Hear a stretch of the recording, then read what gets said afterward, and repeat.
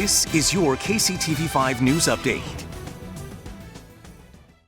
Well, good afternoon. We have new developments in the legal battle between Jackson County and a restaurant challenging the county's mask mandate.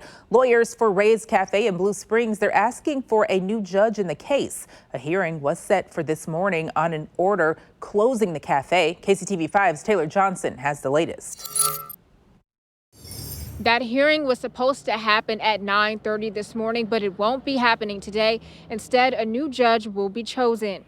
The Jackson County Health Department last week asked for a temporary restraining order against Ray's Cafe. They say it's because the restaurant's owner refused to follow Jackson County's mask mandate.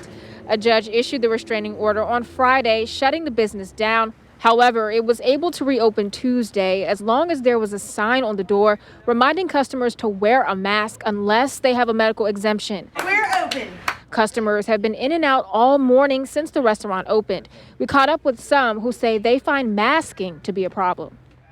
I would think it puts me at risk having to breathe through a mask all the time. I can go 3 miles one way, I can go 5 miles another, and there's no mask. And it's like, why all of a sudden are people lepers just because they live in Jackson County? That doesn't make any sense. The signs on the door over here, they say that they aren't required to ask customers about their medical history for them to show any documentation or anything of that sort. In Blue Springs, Taylor Johnson, KCTV5 News. Well, happening today, Missouri lawmakers, they'll hold a hearing on President Biden's vaccine mandate. The House Judiciary Committee is hearing from businesses and other people against it. Now, House Republicans, they call the president's actions, quote, an abusive overreach. And a sixth child died of COVID-19 in Missouri. The St. Louis Metropolitan Pandemic Task Force says the child died last week in the St. Louis area. They didn't reveal the child's age. Pfizer's COVID vaccine may soon be available for almost every school-aged child. The company plans to submit data to the Food and Drug Administration on how its shot works in kids 5 to 11 years old.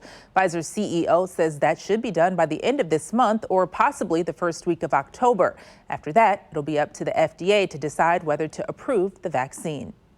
Staley High School is the latest area school to cancel a football game because of COVID-19. The principal sent a message saying the school was notified of several confirmed and probable COVID-19 cases on the team, so they canceled Friday's game against Liberty North.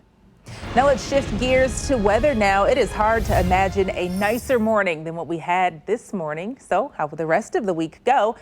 Let's go to Storm Track 5 meteorologist Alina Lee. So far, so good. It's bright and blue out there, Alina. Absolutely. Any of that dense fog that we were dealing with, mainly closer to the Missouri and Kansas River, well, that has dissipated long ago to reveal a sunny sky right now. Still dealing with a little bit of wildfire smoke that's from those wildfires out in California, so out west. Some of that impacting our skies a little bit and dropping our air quality to moderate category. Right now, you can kind of catch a hazy view here from our Bordner Home Improvement City Cam. This one overlooking downtown Kansas City. 76 degrees and mainly sunny at the airport. Winds have turned now out of the southeast at about 10 miles per hour.